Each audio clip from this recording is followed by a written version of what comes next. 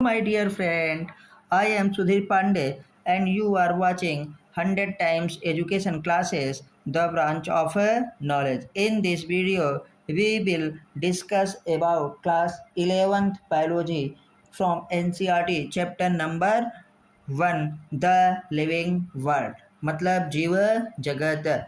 जैसा कि आप जानते हैं मैं हमेशा ही एनसीईआरटी पढ़ाता हूं और 100% ओरिजिनल एनसीईआरटी पढ़ाता हूं, एनसीईआरटी बेस्ड नहीं, जो कि सभी एग्जाम्स के लिए ज़रूरी है।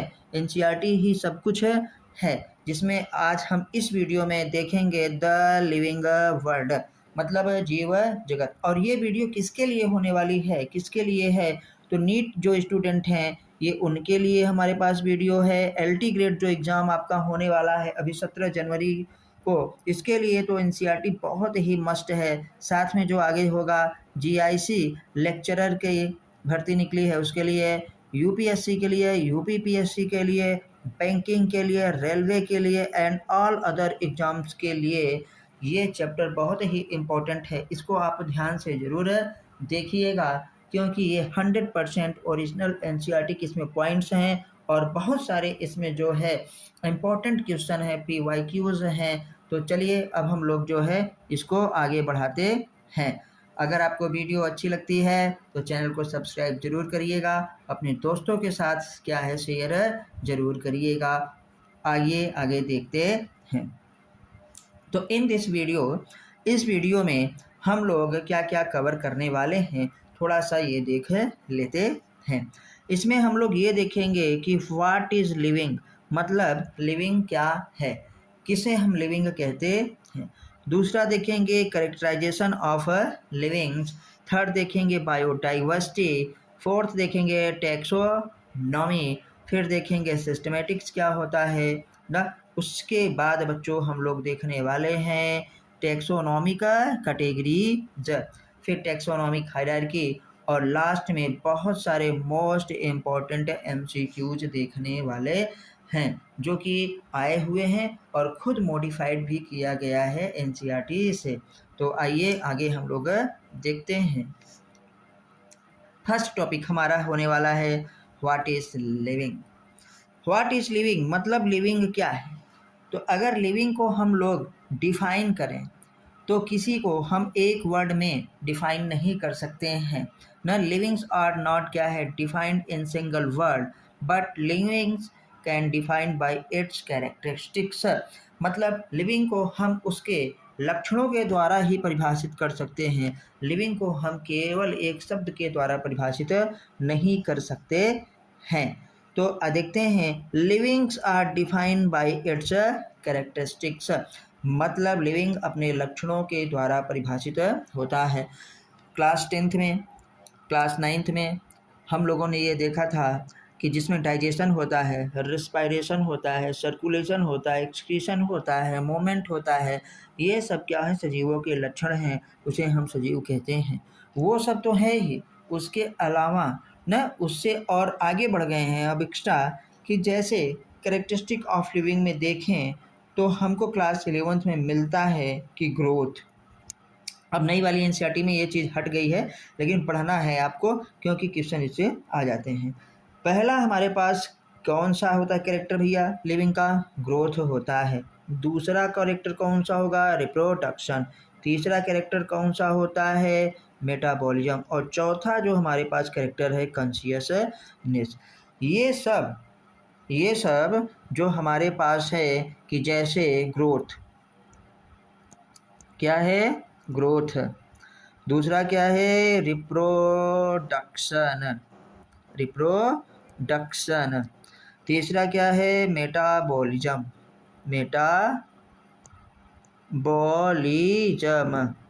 और चौथा है कॉन्शियसनेस। तो ये सब हमारे पास लक्षण हैं लेकिन परिभाषित करने वाला लक्षण इसमें से केवल एक ही है। हम लोग उसको देखने वाले हैं कि आखिर लिविंग को परिभाषित करने वाला लक्षण कौन सा है। तो आइए एक करके देखते हैं। पहले आपको ये याद रखना पड़ेगा कि कैरेक्टरिस्टिक्स ऑफ लिविंग क्या है, ग्रोथ है, रिप्रोडक्शन है, मेटाबॉलिज्म है और क्या है, कॉन्शियसनेस है। अब हम आगे देखते हैं एक एक करके और ये पता करेंगे कि आखिर लिविंग को परिभाषित करने वाला कौन सा लक्षण है? परिभाषित करने का मतलब ये होता है कि जो ये अंतर कर दे कि ये सजीव में होता है और वो क्या है, निर्जीव में नहीं होता है। तो हमारा पहला टॉपिक है इस समय ग्रोथ। चलिए देखते हैं। When an organism increase in mass and number, then called growth।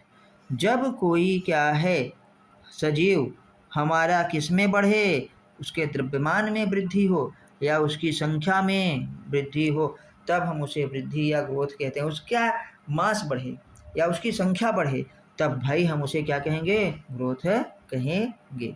ठीक है। All living grow by cell division. ये पॉइंट बहुत ही इम्पोर्टेंट है, इसको याद रखने की ज़रूरत है कि सभी ऑर्गेनिज्म किसके द्वारा वृद्धि करते हैं, सेल डिवीजन के द्वारा। चाहे वो भैया यूनिसेलुलर ऑर्गेनिज्म हो और चाहे वो क्या हो, मल्टी सेलुलर ऑर्गेनिज्म हो, सब के सब क्या है, सेल डिवीजन के द्वारा ही वृद्धि करते हैं। फिर आते हैं no non living also grow by क्या होता है, एक्यूमुलेशन ऑफ मटेरियल्स। मतलब non living also grow by क्या, accumulation of materials on their surface. आपसे पूछ लिया जाएगा क्या निर्जीव वृद्धि नहीं करते हैं, तो आप क्या बताएंगे कि निर्जीव भी वृद्धि करते हैं। क्यों? क्योंकि हमने ये देखा है कि ग्रोथ के दो कैरेक्टर हैं। कौन कौन सा? एक मास में बढ़ना, दूसरा क्या है, संख्या में बढ़ना। तो जब निर्जीव के ऊपर कि दूसरे पदार्थ का जमाव हो जाएगा तब क्या हम कहेंगे कि उसके द्रव्यमान में वृद्धि हुई। इसका मतलब कि निर्जीव भी वृद्धि करता है। और पूछा जाएगा निर्जीव कैसे वृद्धि करता है, बाय द एक्यूमुलेशन ऑफ क्या है, मटेरियल्स, अदर मटेरियल्स ऑन दियर क्या है, सरफेस। उसके सतह पर जब किसी दूसरे पदार्थ का जमाव हो जाता है तो उसका द्रव्यमान बढ़ जाता है। इसलिए हम मानते हैं कि निर्जीव भी वृद्धि करता है। आते हैं, जब भैया निर्जीव भी वृद्धि करता है और सजीव भी वृद्धि करता है तो फिर जो वृद्धि है वो क्या है, डिफाइनिंग कैरेक्टर नहीं हुई। So growth is a characteristic feature of living but not the होता है डिफाइनिंग प्रॉपर्टी ऑफ क्या है, लिविंग। डिफाइनिंग प्रॉपर्टी क्या है, लिविंग की नहीं है। चलिए, तो हम लोगों ने ये देखा कि आखिर डिफाइनिंग प्रॉपर्टी ये नहीं है। आगे फिर हम लोग देखते हैं। अब आते हैं दूसरा कैरेक्टरिस्टिक हमारे पास क्या है, दूसरा कैरेक्टरिस्टिक हमारे पास है रिप्रोडक्शन। क्या है, रिप्रोडक्शन मतलब जनन। तो ये भी सजीव का एक लक्षण है, परिभाषित करने वाला लक्षण नहीं है। आइए देखते हैं कैसे।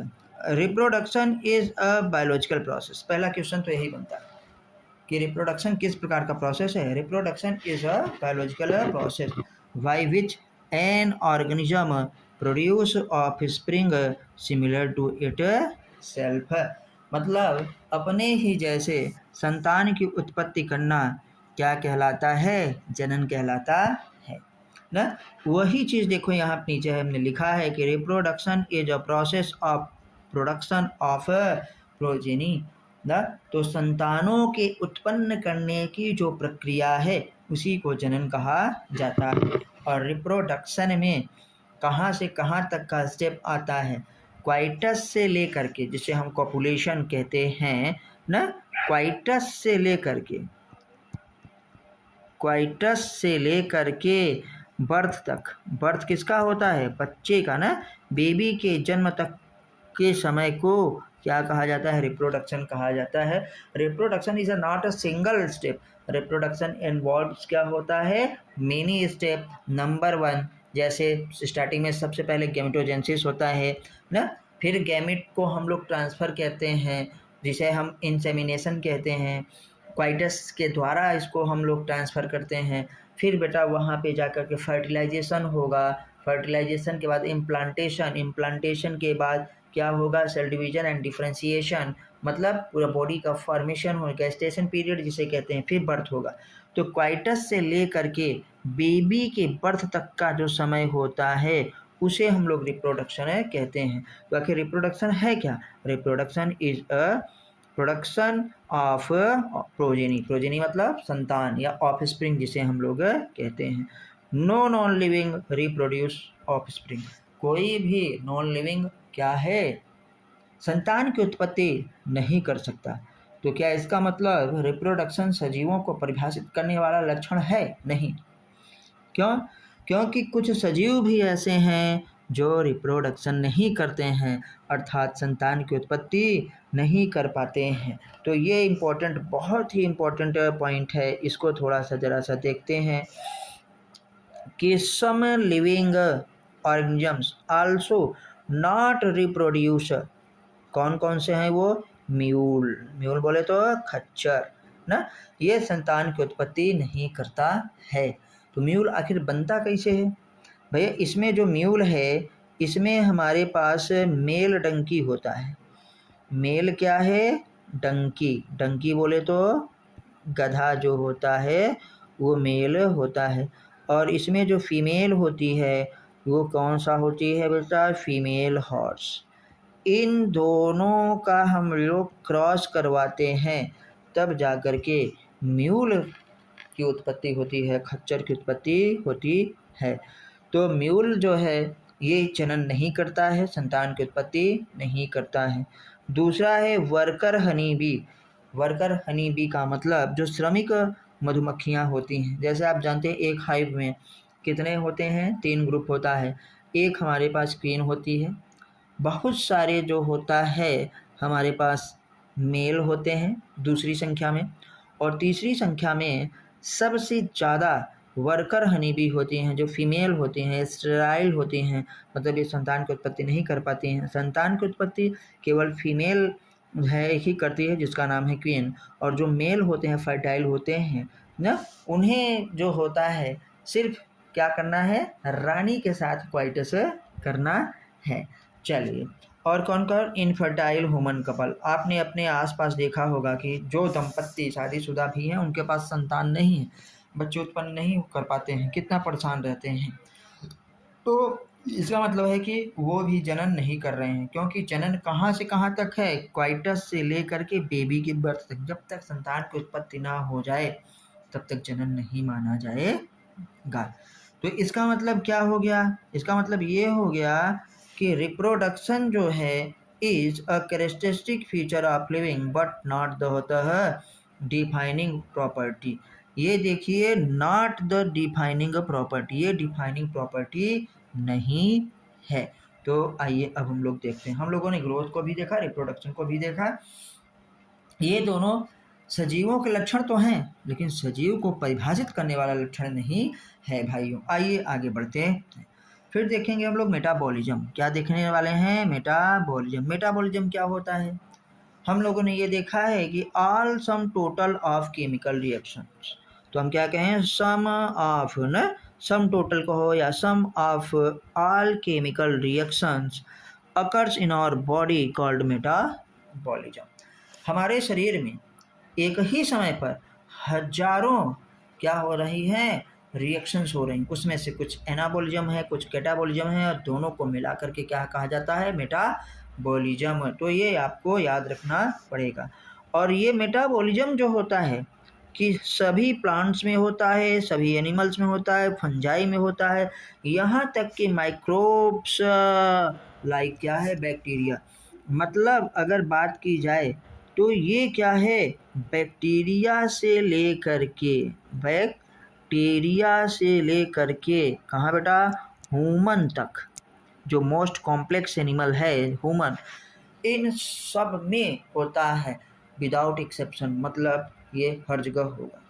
तो मेटाबॉलिज्म आगे देखिए is classified into 2 parts. Number 1 parts is anabolism और अनदर वन इज क्या है? कैटाबॉलिज्म। एनाबॉलिज्म मीन्स सिंथेसिस होता है, चीज़ों का निर्माण होता है, मतलब इसमें बॉन्ड फॉर्मेशन होता है। देखिए लिखा है सिंथेसिस ना, सिंथेसिस का मतलब बॉन्ड फॉर्मेशन, चीज़ें बनती हैं। और कैटाबॉलिज्म मतलब ब्रेकडाउन होता है, चीज़ें टूटती हैं ना, और ये हमारे पास इसका मतलब क्या है? Breaking of bonds. तो एनाबॉलिज्म और कैटाबॉलिज्म दोनों मिला करके हम लोग कहते हैं मेटाबॉलिज्म। ये सब क्या है? केमिकल रिएक्शंस है। जिस दिन ये केमिकल रिएक्शन होना बंद हो जाएगा भाई, उस दिन हम लोग डेड माने जाएंगे। लिव इन क्या हो जाएंगे से रेस्ट इन पीस हो जाएंगे। आइए थोड़ा सा एक बहुत इंपॉर्टेंट पॉइंट है, no non living organisms exhibit metabolism. कोई भी नॉन लिविंग ऐसा नहीं है कि जिसमें मेटाबॉलिज्म होता हो ना, बट मेटाबॉलिक क्या है, डिमॉन्स्ट्रेशन आउटसाइड द बॉडी।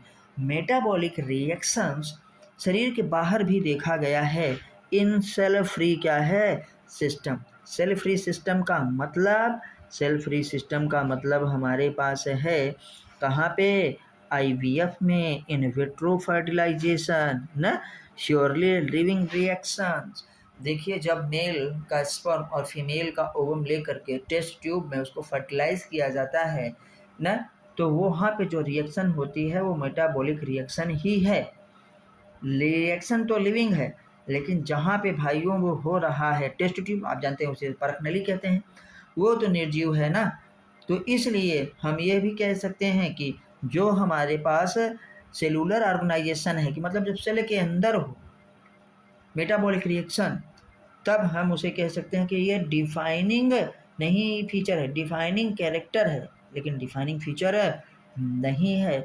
तो जो निसंतान दंपत्ति होते हैं, हस्बैंड वाइफ है, जिनके बच्चे नहीं हैं, तो आप जानते हैं कि पहले फीमेल को ही ब्लेम किया जाता था कि बच्चे नहीं हो रहे हैं, या लड़की हुई तो भी फीमेल को ब्लेम, नहीं हुए तो भी फीमेल को ब्लेम।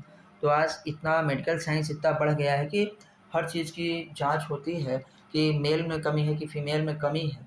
कभी कभार ऐसा होता है कि वो माँ बनने लायक तो हैं, लेकिन जो उनका ओवम है वो रिलीज़ नहीं होता या स्पर्म फर्टिलाइज नहीं कर पाता है, तो उसके लिए आईवीएफ किया जाता है, इन विट्रो फर्टिलाइजेशन। तो इसका मतलब क्या है, इन विट्रो फर्टिलाइजेशन। एक आईवीएफ और होता है जिसे हम वही चीज़ कहते हैं आईवीएफ, नाम दोनों का सेम है लेकिन फुल फॉर्म अलग अलग है। यहाँ पे वी का मतलब विट्रो और यहाँ पे वी का मतलब है वीवो। वीवो मतलब जब जीवित क्या है शरीर के अंदर, मादा शरीर के अंदर फर्टिलाइजेशन हो तो वीवो, और जब मादा शरीर के बाहर हो आउटसाइड द बॉडी तो उसे हम लोग क्या कहते हैं, विट्रो फर्टिलाइजेशन कहते हैं। तो I hope you can understand this. आगे बढ़ते हैं हम लोग, मेटाबॉलिज्म ना या सेलुलर ऑर्गेनाइजेशन, ये लाइन बहुत अच्छे से याद रखिएगा, बहुत इंपॉर्टेंट है। द मेटाबॉलिज्म या cellular organization of body is क्या होता है, डिफाइनिंग फीचर ऑफ द होता है लिविंग्स विदाउट एक्सेप्शन। ये लाइन हूबहू आपसे ऐसे ही ऐसे क्या है पूछ ली जाएगी, ऐसे के ऐसे पूरा ही, कि हमारे पास कौन है जो विदाउट एक्सेप्शन है। तो हम क्या बताएंगे, मेटाबॉलिज्म या लिखा रहेगा या सेलुलर ऑर्गेनाइजेशन लिखा रहेगा of body is defining A feature of living without exception, बिना किसी अपवाद के। तो चलिए हम लोगों ने इसको भी देख लिया, अब आगे देखते हैं चौथा, कॉन्शियसनेस। यही सबसे ज़्यादा इम्पोर्टेंट है, जिसे हम लोग कहते हैं कॉन्शियसनेस को क्या कहा जाता है, चेतना ना, कहते हैं अपने होशो हवास में बोलना नहीं तो ठीक है नहीं होगा। कॉन्शियसनेस का मतलब, चेतना का मतलब कि हमारे आसपास का जो वातावरण है उसको हम महसूस करें और उसके उपरांत न हम प्रतिक्रिया प्रदर्शित करें, तो वही है चेतना। क्या है, चेतना। तो कॉन्शियसनेस आइए देखते हैं वह क्या होता है भाइयों। Ability to sense of environmental stimuli, ability to sense of environmental stimuli called consciousness। पर्यावरणीय उद्दीपनों को, इसका मतलब हुआ पर्यावरणीय उद्दीपनों। देखिए भले इंग्लिश में लिखा है, अगली वीडियो में हम ट्राई करेंगे कि उसमें हिंदी भी ज़्यादा थोड़ा लिखें, लेकिन हिंदी में उतना आप अच्छा नहीं कर पाएंगे जितने अच्छी इंग्लिश समझ पाएंगे। तो आप सब लोग जो है जो नीट की तैयारी कर रहे हैं ना, वो तो पढ़ ही रहे हैं अपने स्कूल में इंग्लिश या हिंदी इंग्लिश, लेकिन जो एलटी ग्रेड के टीचर होने वाले हैं, जो जीआईसी का एग्ज़ाम देने वाले हैं या यूपीएससी यूपीपीएससी में हैं, तो इतना तो इंग्लिश आपको समझना ही पड़ेगा, इतना तो इंग्लिश आपको करनी ही पड़ेगी। और पेपर में लिखा भी रहता है कि अगर हिंदी और इंग्लिश में किसी में भी करेक्शन माना जाता है तो जो इंग्लिश में लिखा है वही सही माना जाएगा। और आप सब लोग ये सब पढ़े हैं, बस हमारा ये काम है कि इसको रिवाइज करवाना है और इसको अच्छे से बताना ना, तो आप इसको भली भांति समझ लें। भले इंग्लिश में नोट्स है पूरा का, लेकिन बोल तो रहे हैं हिंदी में ही हम लोग ना, तो क्योंकि हमारी नेटिव लैंग्वेज ही हिंदी है, तो इसलिए ये आपको भली भांति समझ में आएगा, बस थोड़ा ध्यान दीजिए। फिर आते हैं कि इन्वायरमेंटल स्टिमुलाई क्या हो सकते हैं, पर्यावरणीय उद्दीपन क्या हो सकते हैं हमारे पास, जैसे फिजिकल हो सकता है, वो केमिकल हो सकता है, और क्या है बायोलॉजिकल भी हो सकता है। फिजिकल की अगर हम फिजिकल पर्यावरणीय उद्दीपन की बात करें तो कैसे ये हो सकता है, फिजिकल में हमारे पास क्या क्या आएगा, आइए देखते हैं। फिजिकल में हमारे पास जैसे आता है टेम्परेचर, क्या आ जाए, टेम्परेचर है, रेन है, बारिश वगैरह है, ये सब फिजिकल है। केमिकल में हमारे पास क्या हो सकता है, एसिड है ना, बेस है, ये सब हमारे पास है। बायोलॉजिकल में आप जानते हैं कि बहुत सारा है इसमें भैया, किसी बैक्टीरिया से, किसी फंजाई से, किसी अन्य चीज़ से हम लोग प्रभावित हो रहे हैं, तो इसे हम क्या कहेंगे, ये भी हमको थोड़ा सा ध्यान देना रहता है। आपसे पूछ लिया जाएगा कि इन्वायरमेंटल स्टिमुलाई कौन कौन से हैं, तो वो बेटा हो सकता है, वो फिजिकल हो सकता है, केमिकल हो सकता है, और बायोलॉजिकल हो सकता है। आइए आप देखते हैं, all organisms from the prokaryotic to the most complex eukaryotic, most complex eukaryotic कौन है, ह्यूमन, कैन सेंस मतलब उनके अंदर सजगता है, चेतना है, समझ सकते हैं, और रिस्पॉन्स टू इन्वायरमेंटल स्टिमुलाई, सभी, हमको अभी धूप लग जाए देखो हम लोग हट जाते हैं ना, तो एक मच्छर काट लो तुरंत छटाक से वहाँ पे एक चाटा मारते हैं, ठंडी हो, गर्मी हो, बरसात हो, इन सब से हम लोग प्रभावित होते हैं। कोई भी जीव है, जब इन्वायरमेंट में थोड़ा भी चेंज आता है तो सबसे ज़्यादा इफेक्ट किस पे पड़ता है, माइक्रो ऑर्गेनिजम्स पे, याद रखिएगा। गर्मी भी पड़ती है तो देखिए तालाब सूख जाते हैं, उसके अंदर जो बैक्टीरिया थे, फंजाई थे, वो सब बेचारे क्या हो जाते हैं, चले जाते हैं कहाँ पे, एस्टिवेशन में, और जो चिड़िया वगैरह है देखो मरने लगती हैं। तो सबसे ज़्यादा जितना छोटा होगा व्यक्ति उतना ही वो प्रभावित होगा किससे, इन्वायरमेंटल फैक्टर से। तो आपको पता हो गया, इसलिए हम कहते हैं कॉन्शियसनेस, यही कुछ is there for become the defining property of होता है लिविंग ऑर्गेनिज्म। लिविंग ऑर्गेनिज्म क्या डिफाइनिंग प्रॉपर्टी कौन है, लिविंग ऑर्गेनिज्म का डिफाइनिंग प्रॉपर्टी हमारे पास कॉन्शियसनेस है। Consciousness is the become defining property of हमारे पास ऑल लिविंग्स। चलिए, तो अब हम लोग इसको देख लिए हैं, अब आगे बढ़ते हैं कुछ इम्पोर्टेंट क्वेश्चन के साथ। अगली बार से ऐसा करेंगे कि क्वेश्चन ही पहले हम कर दिया करेंगे, या एमसीक्यू जो अभी पढ़े हैं अब उसके आइए देखते हैं इम्पोर्टेंट क्वेश्चन। तो क्वेश्चन हमारे पास पूछता है, growth in living organism is defined as, जो सजीव हैं उसमें ग्रोथ को हम लोग कैसे डिफाइन करते हैं, increase in mass increase in mass and क्या है, नंबर, या प्रोडक्शन ऑफ क्या है, ऑफ स्प्रिंग, या प्रोडक्शन ऑफ स्प्रिंग। तो देखिए हम लोगों ने पीछे अभी देखा कि हमारे पास increase in mass and increase in number, ये वाला जो मास भी इंक्रीज हो या नंबर इंक्रीज हो, दो में से एक या दोनों, तो हम उसे क्या कहते हैं, ये most of the correct answer यही है, increase in mass and increase in number called क्या होता है, ग्रोथ। आइए अब नेक्स्ट क्वेश्चन है, देखते हैं।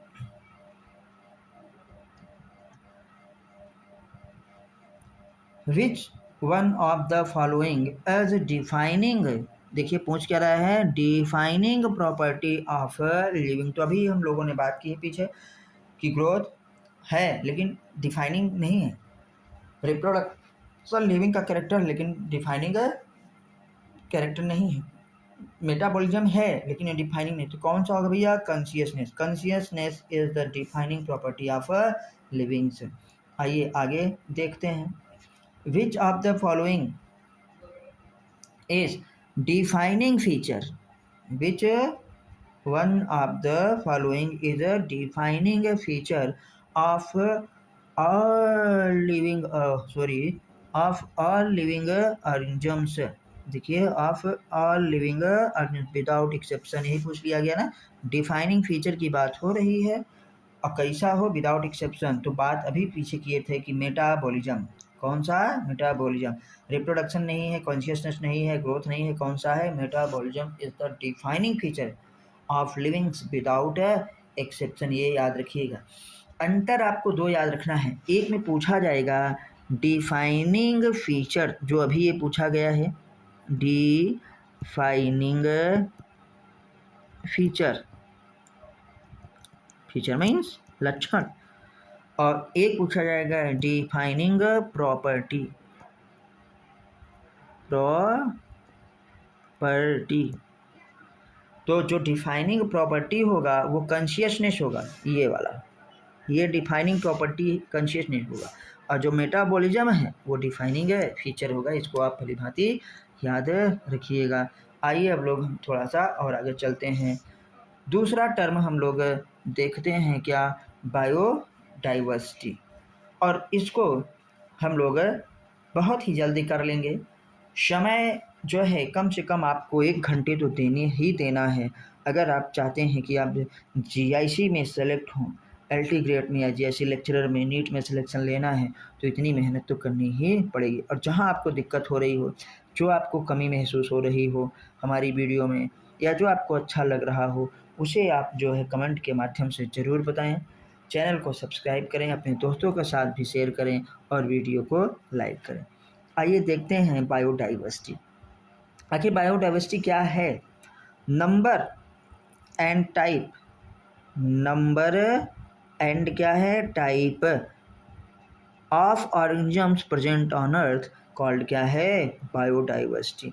मतलब विभिन्न प्रकार के जो जीव जंतु यहाँ पर पाए जाते हैं ना, उनकी प्रजातियों की संख्या, उनकी संख्या नहीं कि कुत्ता है तो हाँ भैया कुत्ता तो न जाने कितने हैं, ह्यूमन है तो ह्यूमन न जाने कितना है, मतलब एक ह्यूमन तो मतलब ये एक स्पीशीज हुआ। इस प्रकार से उनके प्रजातियों की जो संख्या है उसे हम बायोडाइवर्सिटी कहते हैं।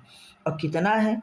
तो रेंज होता है इस समय जो अभी तक हम लोग जिसको जानते हैं, जिसका को खोजा जा चुका है, जिसका वर्णन कर चुके हैं, वो कितना है? 1.7 टू 1.8 मिलियन। मतलब भैया अगर कहें तो 17 से 18 क्या है? लाख, क्योंकि 1 मिलियन में कितने लाख होते हैं? 10 लाख।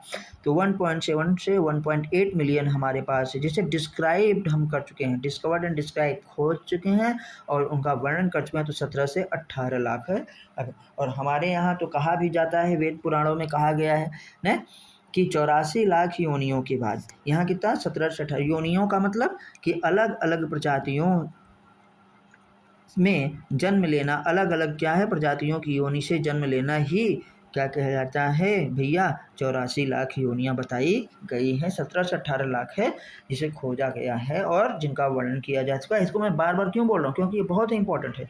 उसमें से 1.7 से 1.8 मिलियन डाइवर्सिटी में एनिमल की डाइवर्सिटी कितनी है? 1.2 मिलियन। मतलब एनिमल की डाइवर्सिटी क्या है? प्लांट से ज़्यादा है। और प्लांट की डाइवर्सिटी कितना है? 0.5 है मिलियन। ये देखिए यहाँ पे पॉइंट बना भी है कि एनिमल्स की डाइवर्सिटी प्लांट की डाइवर्सिटी से ज़्यादा है। ये आपको आ सकता है, याद रखिएगा। और बायोडाइवर्सिटी जो टर्म है, बायोडाइवर्सिटी टर्म क्या है बेटा? Popularised bye Edward Wilson. किसने किया था? एडवर्ड विल्सन ने इसको पॉपुलराइज्ड किया था, इस टर्म को दिया था। आइए अब हम थोड़ा सा और आगे बढ़ते हैं। तो अब आप देखिए कि हमारे पास टैक्सोनॉमी है। टैक्सोनॉमी को हिंदी में हम लोग वर्गीकी कहते हैं। क्या कहते हैं? वर्गीकी। वर्गीकी का मतलब होता है वर्गीकरण करना। तो इसीलिए देखिए लिखा है the process of classification of organisms, process of classification of organisms called taxonomy ना। और taxonomy term given by, taxonomy term given by A P. De Candolle. भैया ये कई बार पूछा गया, कई बार, इसको जरूर याद रखिए। A P. De Candolle, taxonomy term given by A P. De Candolle. अच्छा, एक हेडिंग बहुत ही अच्छी हेडिंग बनी है कि हमारे पास देखना है कि basic of taxonomy. Basic of taxonomy क्या है? मतलब टैक्सोनॉमी का आधार क्या है, किस आधार पर वर्गीकरण किया जाता है, कैसे किया जाता है? तो हमारे पास है कैरेक्टराइजेशन, फिर आइडेंटिफिकेशन, फिर क्या है? क्लासिफिकेशन, और फिर क्या है? नोमेनक्लेचर। मतलब अगर मैं कहूँ कि टैक्सोनॉमी में क्या क्या चीज़ें आती है, टैक्सोनॉमी टैक्सोनॉमी में क्या क्या चीज़ें आती हैं। तो 3 चीज़ें तो पक्का याद रखिएगा। कैरेक्टराइजेशन का मतलब ये होता है कि किसी के लक्षणों को पहचानना, वही है कैरेक्टराइजेशन, लक्षण के बारे में। तो टैक्सोनॉमी में ये पूछा जाता है 3 चीज़ें क्या हैं। आइडेंटिफिकेशन, ये भी है तो ठीक है, नहीं है तो कोई बात नहीं, आइडेंटिफिकेशन। दूसरा नॉमेनक्लेचर, और तीसरा क्या है, क्लासिफिकेशन। सीरियल आप कर सकते हैं इधर उधर। ये है हमारे पास टैक्सोनॉमी। तो आपसे पूछ लिया जाएगा branch of science which deals study of identification, nomenclature and classification called taxonomy. तो आप समझ गए कि टैक्सोनॉमी का आधार क्या है, characterization, identification, nomenclature and classification. हमने क्लासिफिकेशन ऊपर लिख दिया है। इसके अलावा और भी कुछ चीज़ें हैं, जैसे एक्सटर्नल एंड क्या internal structure along with the structure of cell। Organisms का एक्सटर्नल स्ट्रक्चर, इंटरनल स्ट्रक्चर मतलब एनाटॉमी, along with क्या होता है, द स्ट्रक्चर ऑफ सेल। फिर क्या है, development process and ecological information of organisms are essential and form the basis of modern taxonomic studies. अब भैया आप याद रखिएगा कि जो हमारे पास मॉडर्न टेक्सोनॉमिक स्टडीज है, मॉडर्न टेक्सोनॉमिक स्टडीज है, उसके लिए क्या करना है भैया, ये सब चीज़ होना चाहिए। तो आपसे ये देखिए क्वेश्चन बन गया, बेसिक ऑफ या basis of modern taxonomy, basis of modern taxonomy. Taxonomy अगर केवल बेसिस ऑफ टैक्सोनॉमी कहेंगे तो आप कैरेक्टराइजेशन कह देंगे, आइडेंटिफिकेशन, फिर क्लासिफिकेशन, नोमेनक्लेचर। लेकिन बेसिस ऑफ मॉडर्न टैक्सोनॉमी लिख दिया जाए तो ये पूरी की पूरी लाइन प्रभु आपको याद होनी चाहिए। अच्छे से स्क्रीनशॉट लेकर के इसको रख लीजिए, बहुत काम की चीज़ है। चलिए अब हम लोग फिर इससे आगे बढ़ते हैं, एक एक देखते हैं कि कैरेक्टराइजेशन आखिर क्या है। तो आ गया कैरेक्टराइजेशन। कैरेक्टराइजेशन क्या है, the process of observing and describing the unique feature of a species to distinguish from other species. मतलब एक स्पीसीज से दूसरी स्पीसीज को अलग करने के लिए हम लोग क्या करते हैं, observation and describe unique feature. जैसे ह्यूमन एक अलग है स्पीसीज है, राक्षस एक अलग स्पीसीज है, गाय एक अलग स्पीसीज है, भैंस एक अलग स्पीसीज है, कुत्ता एक अलग स्पीसीज है और बिल्ली एक अलग स्पीसीज है। तो हम इसमें क्या देखे होंगे, हम लोग देखे होंगे बेटा ऑब्जर्वेशन किए होंगे। द प्रोसेस ऑफ क्या है, ऑब्जर्विंग एंड क्या describing the unique feature of a species to distinguish from other species ना। फिर आते हैं one species distinguish from other species on the basis of morphological differences. Morphological मतलब जो बाहरी बनावट होती है उसके आधार पर ही हम लोग एक स्पीसीज को दूसरी स्पीसीज से अलग करते हैं। कुत्ते को देख के जान जाते हैं कि ये कुत्ता है, और बिल्ली को देख के जान जाते हैं कि ये बिल्ली है, चूहा को देख के जान जाते हैं चिल्ली। क्या देखते हैं उसमें हम लोग, मार्फोलॉजिकल, उसके कैरेक्टर। अंदर से नहीं देखें क्योंकि अंदर तो भैया उसके पास भी इंटेस्टाइन है, स्टमक है, लीवर है, तमाम चीज़ें हैं। तो क्या देखते हैं, बाहर वाली। तो आपसे ये सिंपल से पूछ लिया जाएगा कि अगर हम एक स्पीसीज़ को दूसरे स्पीसीज़ से अलग करना चाहें तो कौन सा आधार होना चाहिए, किस आधार पे करते हैं, तो बता देंगे बेसिस ऑफ क्या होता है, मार्फोलॉजिकल डिफरेंसेस। फिर आते हैं आइडेंटिफिकेशन। आइडेंटिफिकेशन का मतलब होता है डिस्क्राइब करेक्टली, किसी की पहचान जब करते हैं। जैसे हमारा आईडी कार्ड बनता है, कॉलेज में, स्कूल में, हर जगह बनता है।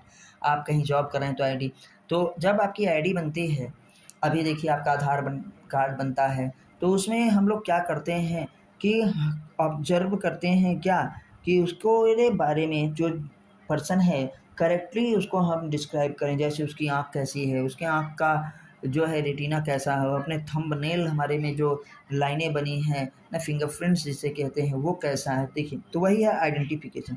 तो आइडेंटिफिकेशन क्या है, देखिए the process of described correctly and क्या है ऑर्गेनिजम्स कॉल्ड क्या है, आइडेंटिफिकेशन।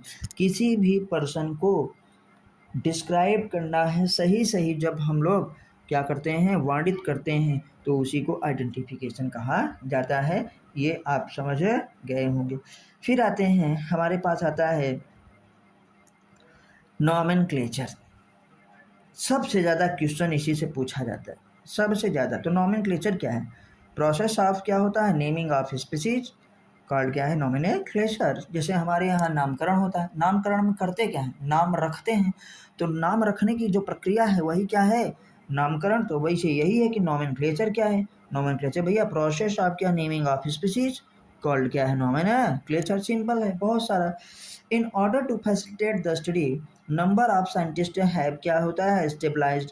ये सब नॉमेनक्लेचर क्यों हुआ, अध्ययन को बेटा फैसिलिटेट सुविधाजनक बनाने के लिए नंबर ऑफ साइंटिस्ट, बहुत सारे साइंटिस्टों ने क्या है, इसको स्टेबलाइज्ड किया है। मतलब नॉमेनक्लेचर में बहुत सारे साइंटिस्टों का नामकरण है, लेकिन सबसे पहले जो नामकरण में लिनियस का ही नाम आता है, अभी आगे देखेंगे। तो प्रोसीजर है, ये क्या है, अच्छा हम पहले इसको पढ़ नहीं पाते थे, फिर हमारे एक स्टूडेंट ने बताया कि सर जी ये प्रोसीजर लिखा नहीं, हम इसको प्रोसीड्यूर कहते हैं। बहुत पुराने सालों की बात है जब हम स्टार्टिंग में पढ़ाना चालू किए थे। प्रोसीजर टू क्या होता है, एशाइन अ साइंटिफिक नेम क्या है टू ईच नोन ऑर्गेनिज्म। इसमें हम क्या करते हैं, एक प्रोसीजर है जिसमें हम हर ऑर्गेनिज्म को क्या है, एक नाम देते हैं, ताकि वह उस नाम से पूरे विश्व में जाना जाए। नहीं तो क्या होता है कि अलग अलग क्षेत्र में, अलग अलग देश में, यहाँ तक कि अलग अलग डिस्ट्रिक्ट में भी जो है कई चीज़ों के अलग अलग नाम हैं।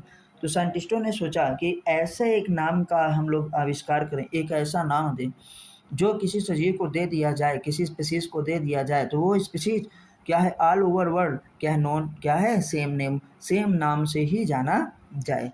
This is acceptable to biologist all over the world. वही जो मैंने बताया भी लिखा है कि यह वैज्ञानिकों के द्वारा पूरे विश्व में मान्य होगा।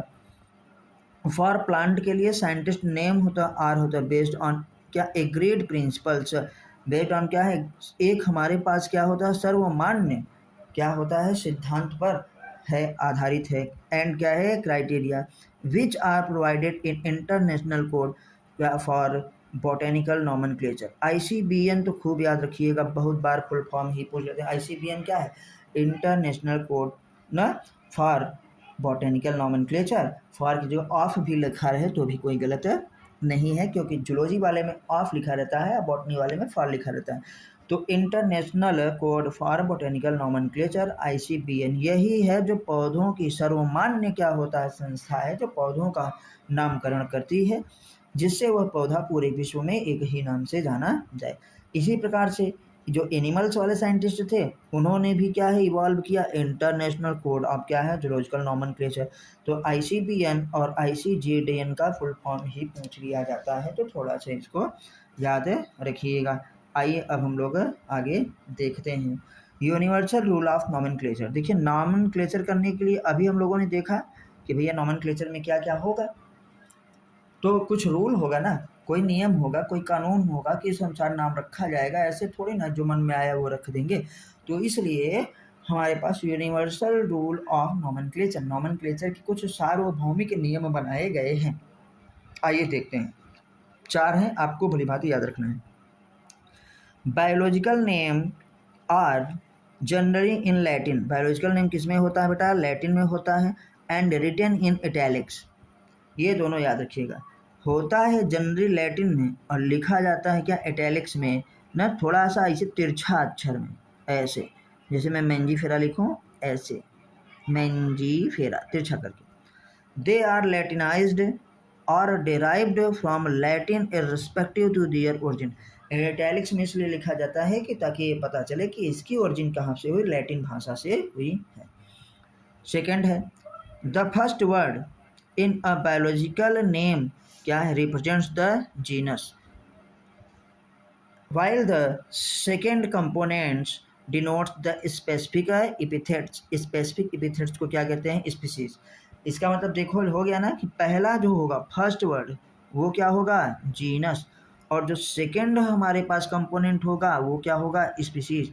इसका मतलब क्या हुआ कि भैया एक नाम में कितने कंपोनेंट होते हैं? 2 कंपोनेंट होते हैं। 2 कंपोनेंट ऑफ क्या होता है? ईच बायोलॉजिकल नेम कहिए आप, चाहे साइंटिफिक नेम कहिए, समझ गई बात? 2 होते हैं।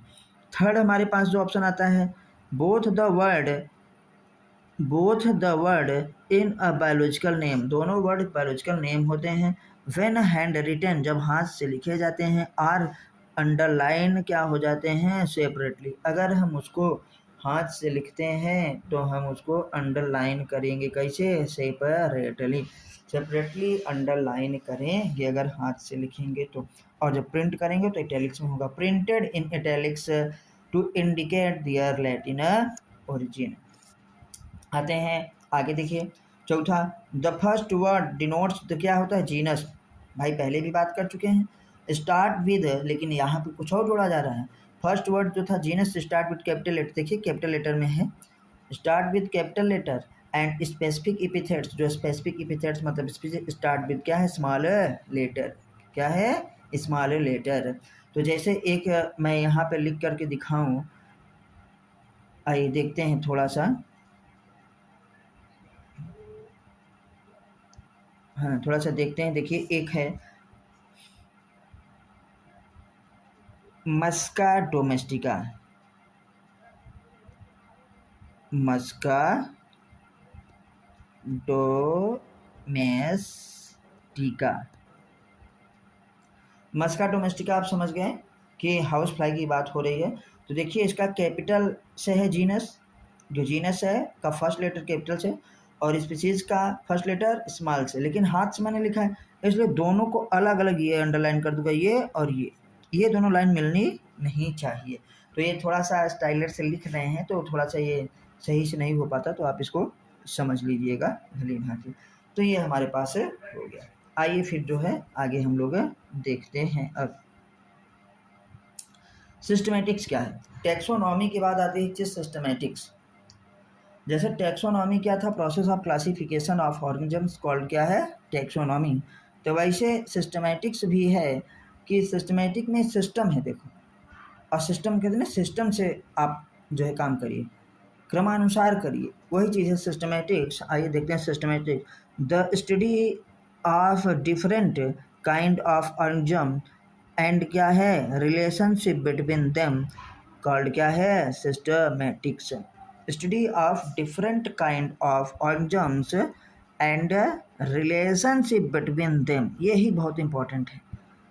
तो उसे हम लोग क्या कहते हैं? सिस्टमेटिक्स। मतलब जो पहले था, देखिए सिस्टमेटिक्स इक्वल टू क्या होगा? सिस्टमेटिक्स में हमारे पास आइडेंटिफिकेशन रहेगा, नॉमेनक्लेचर रहेगा, क्लासिफिकेशन रहेगा, और साथ में क्या जुड़ जाएगा? Evolutionary relationship. तो मैं यहाँ पे केवल क्या लिख दे रहा हूँ? रिलेशनशिप। मतलब एक दूसरे से संबंध भी हम लोग जानना चाहते हैं। कोई किसी के साथ है, कोई किसी के साथ रह रहा है, किसी के साथ आना जाना है और चल रहा है, तो हम लोग क्या ट्राई करते हैं? ये जानने की ना कि इनके और इनके बीच क्या संबंध है। ऐसे ही जो ह्यूमन बींग्स है वो पहले से ही बहुत सारे ऑर्गेनिज्म्स के बारे में न जानने के लिए जिज्ञासु तो रहा ही है, और इसके साथ साथ वो ये भी जानना चाहता था कि एक स्पीसीज़ का दूसरी स्पीसीज़ से क्या संबंध है। इकोलॉजी में हम लोग पढ़ेंगे थे, हम लोग पढ़ते हैं कि यहाँ पे सजीव निर्जीव से भी संबंधित है, निर्जीव सजीव से भी संबंधित है, हमारा न दूसरी जातियों से भी संबंध है, दूसरी जातियों का हमसे संबंध है। यहाँ जातियों का मतलब स्पीसीज कहा जा रहा है। फिर आते हैं, देखिए systematics includes identification, nomenclature, classification plus evolutionary relationship. तो ये जरूर पॉइंट याद रखिए, ये पूछा जाता है सिस्टमेटिक्स क्या करता है। आखिर सिस्टमेटिक्स क्या है? सिस्टमेटिक्स होता है आइडेंटिफिकेशन, नॉमेनक्लेचर, क्लासिफिकेशन प्लस क्या होता है? इवोल्यूशनरी रिलेशनशिप बिटवीन क्या है? देम। फिर आते हैं आखिर सिस्टमेटिक्स में टर्म वर्ड सिस्टमेटिक्स, ये किसका यहाँ से है? ये किससे बनता है? डिराइव फ्रॉम क्या पे? Latin word. सिस्टमेटिक्स टर्म क्या है? डिराइव फ्रॉम लैटिन वर्ड न सिस्टेमा। किस वर्ड से सिस्टेमिक बना है? सिस्टेमा से। ये याद रखिएगा, सिस्टेमा से। सिस्टेमा से बन गया क्या है? सिस्टेमिक। क्या बन गया है? सिस्टेमिक। सिस्टमेटिक्स से क्या बन गया है भैया, किससे बना है, सिस्टेमा से। ये देखिए सिस्टेमा से बना है, सिस्टेमेटिक से। फिर आते हैं विच होता है means, which means systematic arrangement of organisms. तो सिस्टेमा मीन्स क्या होता है, सिस्टमेटिक अरेंजमेंट ऑफ ऑर्गेनिज्म, याद रखिएगा। और लीनियस जो थे, कैरोलस लीनियस, जिन्होंने बाइनोमियल नोमेनक्लेचर ऑफ सिस्टम दिया ना, जिन्होंने ये दिया कि हमारे पास एक सजीव के नाम में 2 घटक होंगे, उन्होंने Linnaeus use Systema Naturae as the title of his publication. उनके पब्लिकेशन का नाम ही क्या था, सिस्टेमा क्या है, नेचुरेई। तो भैया ये याद रखिएगा, सिस्टमेटिक्स बहुत ही इम्पोर्टेंट चीज़ है। आइए अब आगे बढ़ते हैं, टेक्सोनॉमिक कैटेगरीज पढ़ते हैं। टेक्सोनॉमिक कैटेगरीज, तो टेक्सोनॉमिक कैटेगरीज कितनी हैं, टेक्सोनॉमिक कैटेगरीज हमारे पास 7 हैं। पहली कैटेगरी है हमारे पास, अगर हम कहें कि फ्रॉम हायर टू क्या है, लोअर कैटेगरी, तो ये क्या होगा, किंगडम, पहला किंगडम। किंगडम के बाद क्या है, फाइलम। फाइलम के बाद क्या है, क्लॉस। फिर क्या है, ऑर्डर। फिर क्या है, फैमिली। फिर क्या है, जीनस। फिर क्या है, स्पीसीज। तो ये टेक्सोनॉमिक हमारे पास क्या है, कैटेगरी हैं। कुल कितनी कैटेगरीज हैं, 7। तो आपने एनसीईआरटी में देखा होगा कि ऐसे ऐसे हमारे पास है कि जब हम कहाँ से एसेंडिंग ऑर्डर में जा रहे हैं, मतलब नीचे से ऊपर की तरफ, जिसे आरोही क्रम हिंदी में कहते हैं, तो एसेंडिंग ऑर्डर में जाते हैं तो ये जा रहे हैं, देखिए इधर ना, तो ये ऊपर की तरफ जा रहे हैं, तो कौन सा हुआ, एसेंडिंग ऑर्डर। स्पीसीज से बड़ी कैटेगरी कौन है, जीनस। जीनस से बड़ी कैटेगरी कौन है, फैमिली। फैमिली से बड़ी कैटेगरी कौन है, ऑर्डर। ऑर्डर से बड़ी कैटेगरी कौन है, क्लास। क्लास से बड़ी कैटेगरी कौन है, फाइलम। और फाइलम से बड़ी कैटेगरी कौन है, किंगडम। यहाँ पे डिवीजन भी यूज किया जाता है, किसके लिए, प्लांट के लिए, डिवीजन। क्या भैया, डिवीजन। डिवीजन यूज फॉर क्या है, plant in place of phylum. Phylum के स्थान पर डिवीजन लिखा जाता है, किसके लिए, प्लांट के लिए। तो हम लोगों ने ये देखा कि 7 कैटेगरी हैं, और इसमें अब एक चीज़ ये देखना है कि जैसे हम नीचे से ऊपर की तरफ जाते हैं, जैसे हम नीचे से ऊपर की तरफ जाते हैं ऐसे, तो जो कॉमन कैरेक्टर हैं डिक्रीज होने लगते हैं, कॉमन कैरेक्टर डिक्रीज।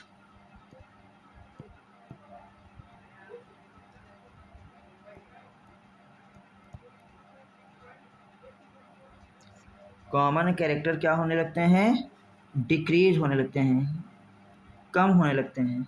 तो बढ़ता क्या है, डाइवर्सिटी इंक्रीज होने लगती है,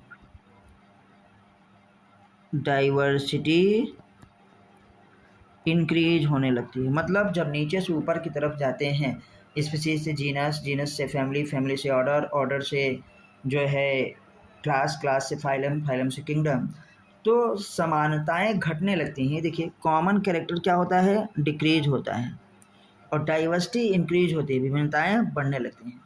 इसका उल्टा क्या होगा कि जब ऊपर से नीचे की तरफ आने लगते हैं भैया, ऊपर से नीचे की तरफ आने लगते हैं, तो कॉमन कैरेक्टर इंक्रीज होने लगता है। क्या होने लगता है, कॉमन कैरेक्टर, अब पूरा नहीं लिख पा रहे हैं, कॉमन कैरेक्टर क्या होने लगता है, इंक्रीज होने लगता है जब ऊपर से नीचे आने लगते हैं। और डाइवर्सिटी, डाइवर्सिटी क्या होने लगती है, डिक्रीज होने लगती है। डाइवर्सिटी क्या होने लगेगी, डिक्रीज होने लगती है। ये आप जरूर इसको याद रखिएगा। मतलब ऊपर से नीचे आने पर समानताएं बढ़ती हैं, विभिन्नताएं क्या है, घटती हैं। और नीचे से ऊपर की तरफ जाने पर हमारे पास समानताएं घटती हैं, विभिन्नताएं क्या है, बढ़ती हैं। तो टेक्सोनॉमिक कैटेगरीज हमारे पास 7 हैं। इसका सीरियल भी बनाने को आता है, कौन सी कैटेगरी किसके बाद है, ये अभी हम लोग आगे देखेंगे। आइए अब हम लोग आगे देखते हैं पहली कैटेगरी, स्पीसीज। आखिर स्पीसीज क्या होगी, पहली कैटेगरी इसे हम क्या कहते हैं, स्पीसीज। क्या फर्स्ट कैटेगरी, और ग्रुप ऑफ ऑर्गेनिज्म्स, स्पीसीज किसे कहें, ग्रुप ऑफ ऑर्गेनिज्म विद क्या है, fundamental similarities which can interbreed freely in nature. ये जरूर याद रखिए, group of organism with fundamental similarities, मूलभूत समानताओं वाले सजीव जो क्या है, प्रकृति में स्वतंत्र रूप से ब्रीडिंग कर सकते हैं, मतलब प्रजनन कर सकते हैं, उन्हें हम क्या है, एक जाति के मानते हैं। जैसे कुत्ता कुत्ता आपस में संतान उत्पन्न कर लेते हैं, ह्यूमन ह्यूमन आपस में संतान उत्पन्न कर लेते हैं ना, लेकिन आप ये नहीं देखे होंगे कि कुत्ता और बिल्ली आपस में मिल करके क्या संतान की उत्पत्ति कर सके, स्वतंत्र रूप से तो नहीं कर सकते, क्रॉस ब्रीडिंग कर से। जैसे आप लायन है और हमारे पास टाइगर है, तो वैसे उन दोनों की क्रॉस ब्रीडिंग हुआ। तो आप जानते हैं कि एक क्रॉस अभी थोड़ी देर पहले एक मूवी भी आई थी लाइगर, तो उसमें लायन था और क्या था, टाइगर, दोनों की क्रॉस ब्रीडिंग करवाई गई थी। मतलब ये फोर्सफुली क्रॉस करवाया जाता है आर्टिफिशियली, तो वहाँ पे लाइगर पैदा हो गया। और लाइगर का मतलब लायन और टाइगर का मतलब टाइगर, तो लाइगर दोनों हो गया, ये हुआ था। जैसे म्यूल का है तो ये भी क्रॉस ब्रीडिंग है, ये नेचुरल नहीं था, ठीक। तो ऐसे जो स्वतंत्र रूप से नेचर में, प्रकृति में संतान उत्पन्न कर लें, उनको एक जो है स्पीसीज का माना जाएगा। आते हैं, एक स्पीसीज को one species distinguish from other species based on morphological character. यही क्वेश्चन बन जाएगा कि बताइए एक स्पीसीज को दूसरी स्पीसीज से हम कैसे अलग करते हैं, तो on the basis of morphological character के आधार पर एक स्पीसीज को दूसरी स्पीसीज से अलग किया जाता है। जैसे कुछ एग्जांपल देखते हैं, आइए बहुत ही अच्छा कुछ एग्जांपल देखते हैं। जैसे एग्जांपल में क्या है, मैंजीफेरा इंडिका। देखिए मैंजीफेरा इंडिका ये प्रिंटेड है, इसलिए अंडरलाइन नहीं है, ये प्रिंट किया गया है। देखिए अब अगर हम हाथ से लिखे होते तो मैंजीफेरा इंडिका में देखो, मैंजीफेरा को अलग और इंडिका को अलग अंडरलाइन कर देते। इसका पहला लेटर कैपिटल से है जीनस का, और स्पीसीज का फर्स्ट लेटर इस क्या होता है, स्मॉल लेटर है। तो मैंजीफेरा इंडिका किसका बायोलॉजिकल नेम है, मैंगो का। आप इसे बायोलॉजिकल नेम कहिए, आप इसे साइंटिफिक नेम कहिए, आप इसे बोटेनिकल नेम कहिए, तीनों एक ही है। तो ये जो मैंगो का है ये क्या है, ये साइंटिफिक नेम भी है, ये क्या है, बायोलॉजिकल नेम भी क्या है, ये क्या है, बोटेनिकल नेम भी। बस एक चीज़, एक नाम नहीं हो सकता, क्या, जूलॉजिकल नेम नहीं हो सकता, क्योंकि ये जूलॉजी नहीं है, ये बॉटनी है, प्लांट्स के बारे में पढ़ रहे हैं। तो मैंगो का जो कहें scientific name Mangifera indica, mango का बोटेनिकल नेम कहें तो भी मैंजीफेरा इंडिका, मैंगो का बायोलॉजिकल नेम कहें तो भी मैंजीफेरा इंडिका, बस जूलॉजिकल नेम नहीं हो सकता है, इतना याद रखिएगा। नेक्स्ट में आते हैं, देखिए ये भी कैपिटल में इस्तेमाल, सोलेनम ट्यूबिरोसम किसका है, पोटैटो का, है ना, बोटेनिकल नेम है, साइंटिफिक नेम है ना, या आप कहिए कि ये कौन सा है, बायोलॉजिकल नेम है, सब है। ये पैंथेरा है, ये टाइग्रिस, देखिए अभी बात हुई थी, पैंथेरा टाइग्रिस किसका है, टाइगर का बोटेनिकल नेम है ना, नहीं भैया ये कौन सा है, जूलॉजिकल नेम। बस यही मिस्टेक ना करिएगा कि वहाँ प्रश्न में कहीं बोटेनिकल लिखा रहे, कहीं जूलॉजिकल लिखा रहे। तो ये अब इसका क्या है, इसका ये साइंटिफिक नेम है, ये साइंटिफिक नेम हो सकता है, ये हमारे पास बायोलॉजिकल नेम हो सकता है, लेकिन अब बोटेनिकल नेम नहीं होगा। अब कौन सा होगा, जूलॉजिकल नेम है ये होगा, क्योंकि ये एनिमल है, प्लांट नहीं है। इसी प्रकार से अब हम लोग आगे देखते हैं कि ये किसका है, सोलेनम निग्रम, किसका, सोलेनम निग्रम, मकोई का, किसका बेटा, मकोई का। ये देखिए सोलेनम निग्रम मकोई का हमारे पास हो गया।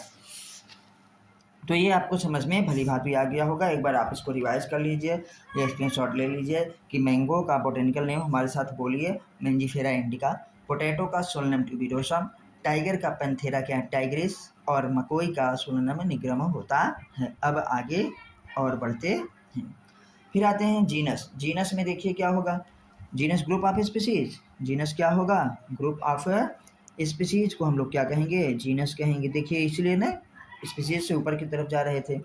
अ group of a related species which has more characters in common in comparison to species of other genera. तो यहाँ जेंडर लिख दिया गया है, यहाँ जेंडा होना चाहिए था, जेनरा, समझ जाइएगा। तो मतलब एक जीनस में जो स्पीसीज है उसकी तुलना हम दूसरे जीनस के स्पीसीज से करें ना, तो उनमें समानताएं एक जैसी होंगी, इनमें क्या होंगी, एक जैसी होगी। अच्छा इसके बाद ये इम्पोर्टेंट है जो कि कई बार पूछा गया है, genera are aggregates of closely related species. जो जीनस है वो क्लोजली रिलेटेड स्पीसीज का समूह है, क्या, जेनरा, वही जो ऊपर लिखा है ग्रुप ऑफ स्पीसीज। जैसे एग्जाम्पल की बात करें तो देखिए पोटैटो है, टोमेटो है एंड ब्रिंजल, ये तीनों देखिए अलग अलग स्पीसीज हैं। पोटैटो अलग चीज़ है, टोमेटो अलग चीज़ है, और ब्रिंजल क्या अलग चीज़ है, ये बच्चा से बच्चा बता देगा ना। ये तीनों स्पीसीज और 3 डिफरेंट स्पीसीज ना, but all belongs to the क्या होता है, सेम जीनस। और जीनस क्या है, जीनस सोलेनम। जीनस क्या है, सोलेनम।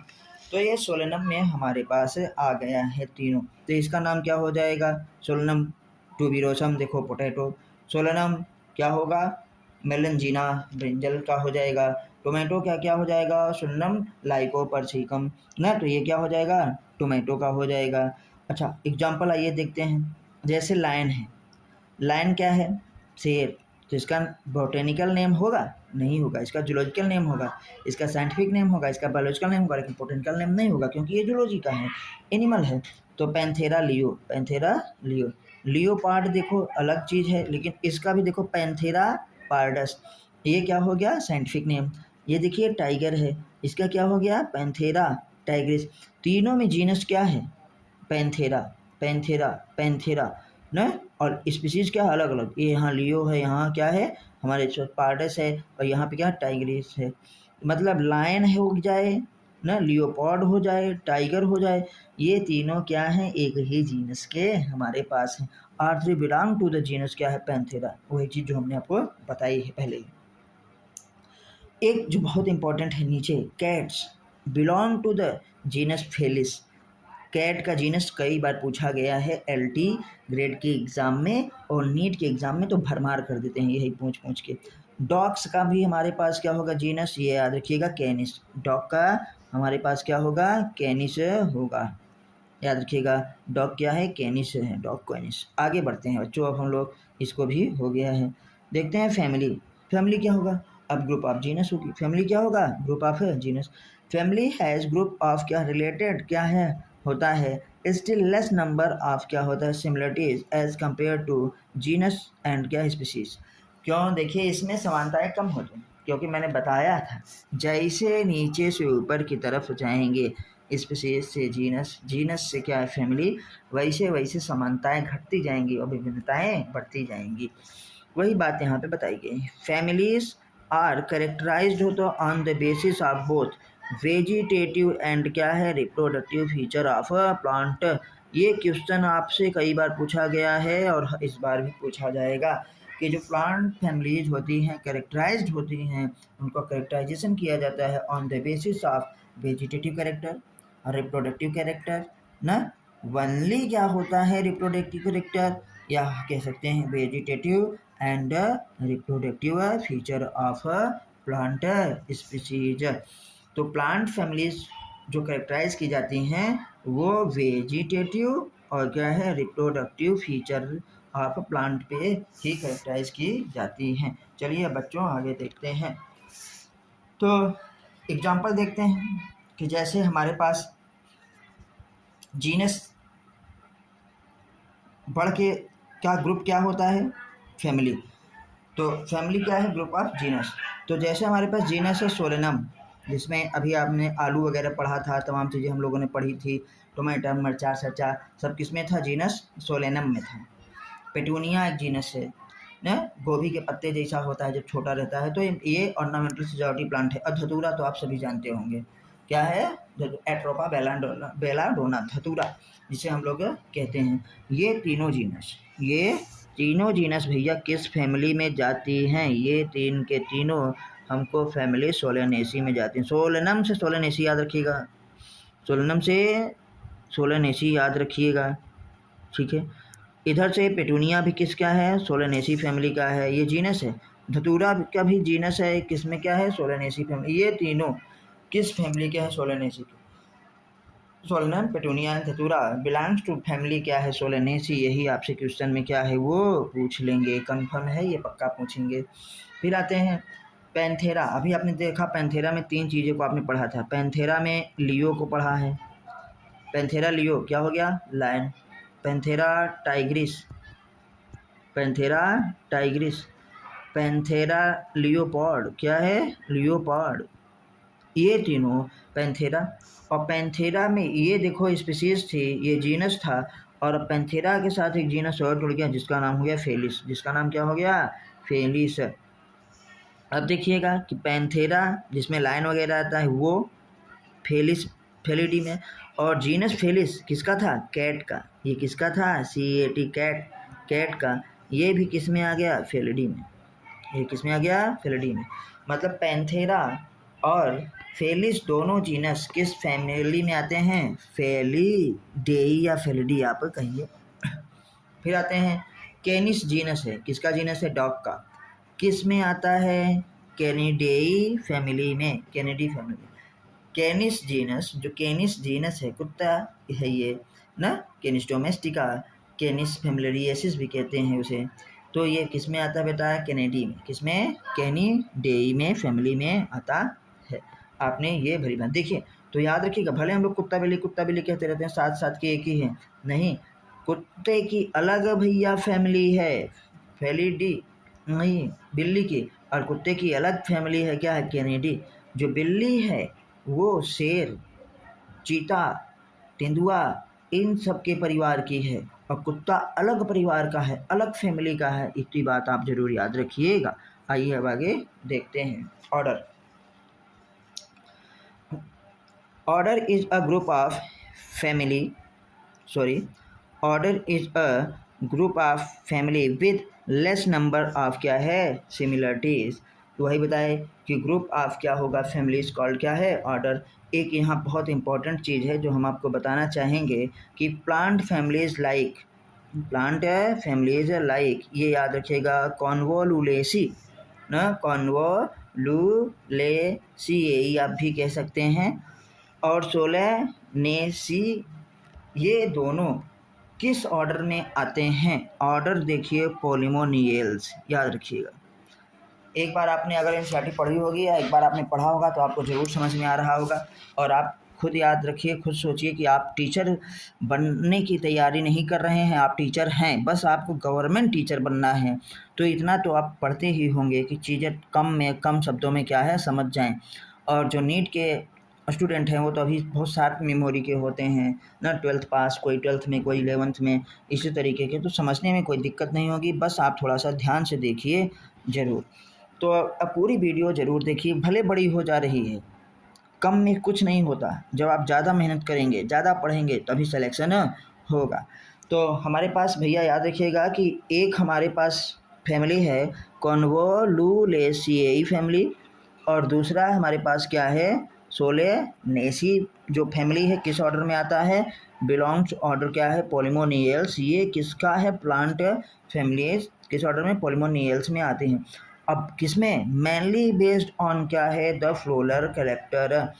किस आधार पर? कॉन्वोलुलेसिएई फैमिली और सोलेनेसी फैमिली को ऑर्डर पोलिमोनियल्स में रखा गया है, फ्लोरल कैरेक्टर के आधार पर।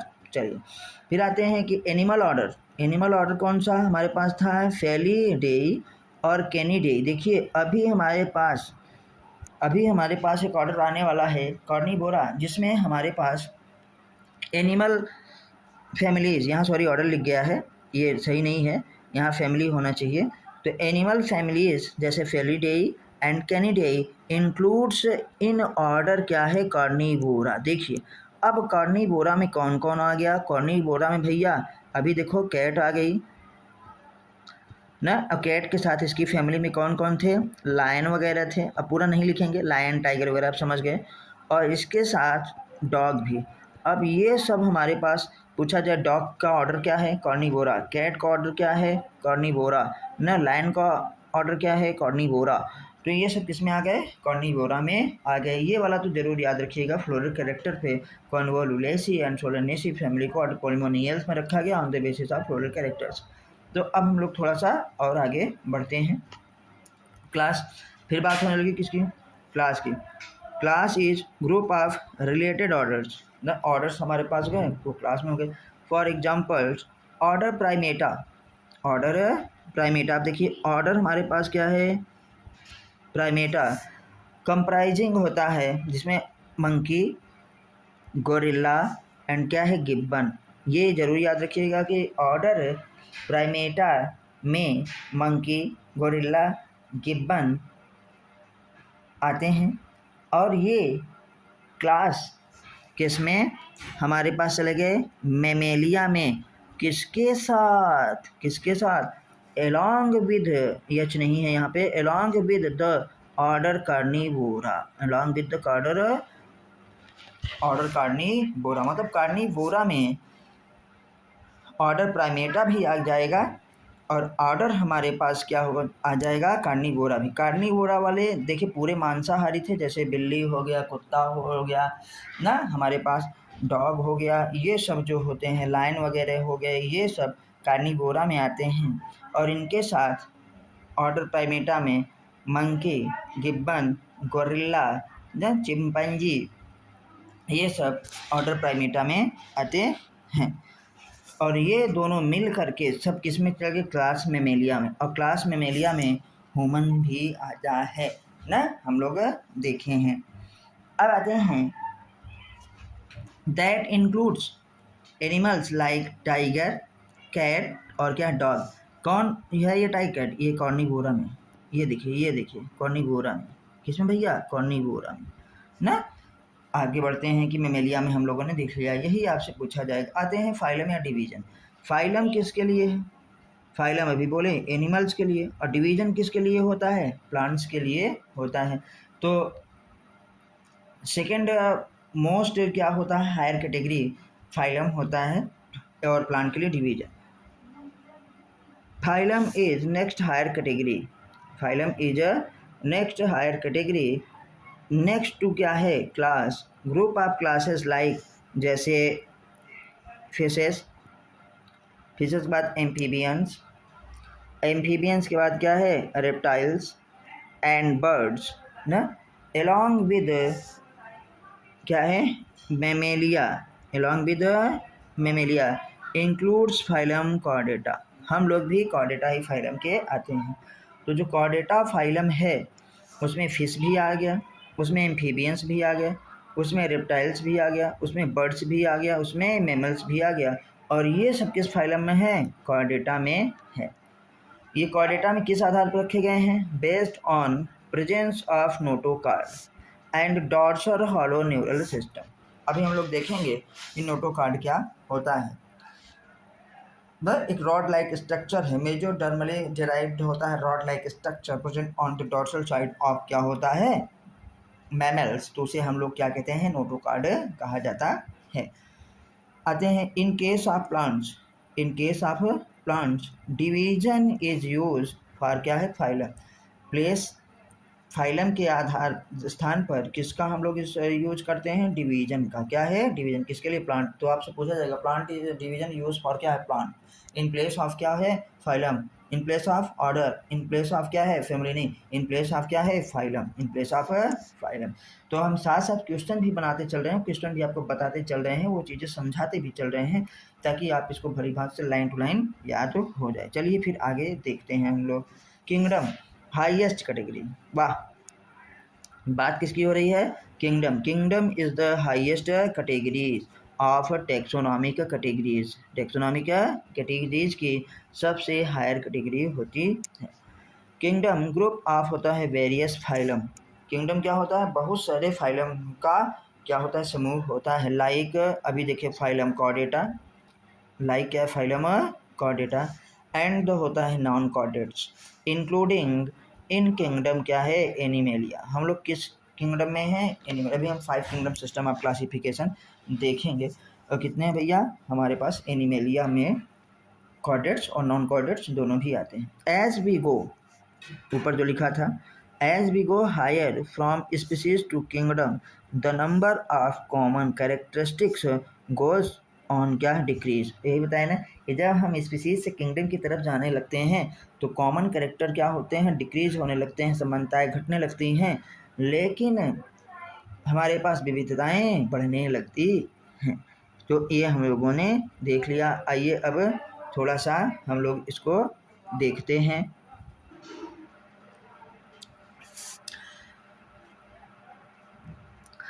चलिए भाई, हम लोग अब देखते हैं, एक बहुत ही इम्पॉर्टेंट टेबल है जो कि एनसीईआरटी में लास्ट में दी गई है। इससे कई बार जो है क्वेश्चन बन चुके हैं। इस बार भी बनने की संभावना है, तो इसको हम लोग ज़रूर देखेंगे। एक इधर है कॉमन नेम, फिर बायोलॉजिकल नेम या इसे आप साइंटिफिक नेम भी कह सकते हैं, जीनस, फैमिली, ऑर्डर, क्लास। देखिए फाइलम एनिमल्स के लिए और डिवीजन जो है वो किसके लिए, प्लांट्स के लिए। तो अब सबसे पहले हमारे पास क्या आता है, किंगडम आता है, लेकिन इसमें किंगडम नहीं दिया है, तो क्या दिया है, फाइलम। फाइलम के बाद क्या है, क्लास। क्लास के बाद ऑर्डर। ऑर्डर के बाद क्या है, फैमिली। फैमिली के बाद जीनस। स्पीसीज होना चाहिए, स्पीसीज भी नहीं दिया है। बायोलॉजिकल नेम दिया है, स्पीसीज और जीनस एक साथ हम लोग जान जाएंगे। एक कॉमन नेम, तो यहाँ से स्टार्ट करते हैं कि मैन का जो कॉमन नेम है उसका नाम क्या है, होमो सैपियंस। Homo sapiens. कई ऐसे जीएस की बुक्स हैं जिसमें होमो सैपियंस सैपियंस लिखा है। भैया अगर आप वो आंसर लगा देंगे तो आपका क्वेश्चन पूरी तरीके से गलत हो जाएगा। तो इसलिए जो एनसीईआरटी में दिया है होमो सैपियंस ही है, होमो सैपियंस ही लगाना है। होमो सैपियंस सैपियंस नहीं लगाना है, क्योंकि पहले ही बताया जा चुका है कि एक जो है स्पीसीज का जो बायोलॉजिकल नेम होगा उसमें केवल 2 कंपोनेंट होंगे। फर्स्ट कंपोनेंट इज क्या है, genus, and second component is क्या है, स्पीसीज। तो होमो सैपियंस किसका कॉमन नेम है, मैन का। इसका जीनस क्या होगा, होमो, जो पहले वाला है। अगर पूछे स्पीसीज तो सैपियंस। अच्छा, फैमिली ये कौन सी है, होमिनिडी। क्या है, होमिनिडी या होमिनिडेई। मेन चीज़ तो होमिनिडेई है, लोग होमिनिडी या होमिनिडेई भी पढ़ते हैं। ऑर्डर क्या है, प्राइमेटा। देखो हम लोग भी उसी में आते हैं जिसमें गिब्बन, गोरिल्ला, चिंपैंजी आता है। उनका भी ऑर्डर हमने पीछे भी देखा, प्राइमेटा था, और ह्यूमन का ऑर्डर भी प्राइमेटा है। क्लास किस में आते हैं बेटा हम लोग, मैमेलिया में। और फाइलम हमारा क्या है, कॉर्डेटा। क्यों, क्योंकि हम लोगों के पास नोटोकार्ड प्रेजेंट है। हमारा जो नोटोकार्ड है वो एम्ब्रियोनिक स्टेज पे था और वो बदल गया है किस में, वर्टिब्रल कॉलम में, जो पीछे कशेरुकदंड है। ठीक है, अब आते हैं हम लोग कॉमन नेम किसका, हाउस फ्लाई का। हाउस फ्लाई कॉमन नेम है। हाउस फ्लाई का जो बायोलॉजिकल नेम है या साइंटिफिक नेम है या जूलॉजिकल नेम जो है, क्योंकि बोटेनिकल इसे नहीं कह सकते क्योंकि ये जूलॉजी का है, ये हमारे पास किंगडम एनिमेलिया का है। तो हाउस फ्लाई का बायोलॉजिकल नेम होगा क्या, मस्का डोमेस्टिका। क्या नाम होगा, मस्का डोमेस्टिका। मैंने अभी एग्जांपल में पीछे इसको बताया भी था। जीनस इसका क्या होगा, मस्का। और इसकी फैमिली जो होगी हाउस फ्लाई की, मस्सीडेई। ये जरूर पूछा गया है, कई बार पूछा गया है, मस्सीडेई किसकी फैमिली है, मस्का डोमेस्टिका की। ऑर्डर क्या है, डिप्टेरा। हाउस फ्लाई का ऑर्डर डिप्टेरा। और हाउस फ्लाई का क्लास क्या है, इंसेक्टा, लार्जेस्ट क्लास। इंसेक्टा क्या है, लार्जेस्ट क्लास इन क्या होता है, किंगडम एनिमेलिया। एनिमेलिया का सबसे बड़ा क्लास हमारे पास कौन सा है, इंसेक्टा। और ये किस फाइलम का है, इंसेक्टा क्लास। इंसेक्टा किस फाइलम का है बेटा, फाइलम आर्थ्रोपोडा। ये देखिए फाइलम क्या है, आर्थ्रोपोडा लार्जेस्ट फाइलम है। फिर आते हैं हम लोग, देखिए किसमें, मैंगो के में। किसमें, मैंगो। मैंगो का कॉमन नेम क्या है, मेंजीफेरा इंडिका। मेंजीफेरा इंडिका ना। इसका जीनस क्या होगा, मेंजीफेरा। अगर स्पीशीज की पूछ लें तो इंडिका। ऑर्डर इसका क्या है, नहीं फैमिली क्या है, एनाकार्डियेसी। एनाकार्डियेसी बहुत इंपॉर्टेंट है, याद रखिएगा। मैंगो की फैमिली एनाकार्डियेसी। और ऑर्डर क्या है, साइपनडेल्स। ऑर्डर क्या है, साइपनडेल्स। और क्लास क्या बेटा, डाइकोटाइलेडोन्स। जब इसके बीज को हम लोग निकालते हैं तो इसमें से देखिए क्या होता है, 2 हमारे पास कलियां निकलती हैं, तो द्विबीजपत्री मतलब डाइकोटाइलेडोन्स का ये मेंबर है। और इसका अब क्या फाइलम होगा, नहीं इसका डिवीजन होगा। किस डिवीजन का है मैंगो, तो कहेंगे एंजियोस्पर्म को। किसका, एंजियोस्पर्मियई ना, या एंजियोस्पर्म हम लोग कहते हैं, एंजियोस्पर्मियई है। फिर आते हैं हमारे पास वीट। यहाँ पेन नहीं चलती तो इसलिए थोड़ा सा हम यहाँ लिख दे रहे हैं, वीट है। वीट का आप अगर देखेंगे तो वीट का जो हमारे पास बॉटेनिकल नेम या बायोलॉजिकल नेम है वो क्या, टाइटिकम एस्टिवम। टाइटिकम एस्टिवम बेटा क्या है, टाइटिकम एस्टिवम देखिए ना। अब जीनस इसका क्या हो जाएगा, टाइटिकम क्या है। और इसका फैमिली हो जाएगी पोएसी। क्या है, पोएसी। ऑर्डर क्या हो जाएगा, वीट का पोएल्स। और ये क्या है, मोनोकोटाइलेडोन। क्या है, मोनोकोटाइलेडोन हमारे पास है। चलिए, तो हम लोगों ने देखा कि भैया मोनोकोटाइलेडोन और ये डिवीजन क्या होगा इसका, एंजियोस्पर्म। एक चीज़ देखिए अगर आपको याद करवाने के लिए कि जो फैमिली और ऑर्डर है, ये फैमिली और ऑर्डर, फैमिली में ये इसका सफिक्स है, सफिक्स मतलब जो बाद में आता है। देखिए ए ई है, यहाँ भी ए ई है, यहाँ भी ए ई है, यहाँ भी ए ई है, अंत में ए ई है ही है सब में। तो इसका सफिक्स पूछ लिया जाता है तो क्या होगा, ए ई। और अगर आपसे ऑर्डर पूछा जाए तो देखिए एल ई एस, तो ए ई वाला जो होगा उसको याद रखिएगा कि वो क्या है, फैमिली है। क्या है, फैमिली के लिए। ये भी देखो क्या है, फैमिली के लिए। भैया जब फैमिली के लिए पता हो जाएगा तो ए ई वाला जो है फैमिली, कभी कभी तो सी ई ए ई पूरा पूछ लिया जाता है, सफिक्स ये किसका है तो आप बताएंगे फैमिली का, तो बाकी जो बचा वो क्या है, ऑर्डर का। ये आपको याद हो गया।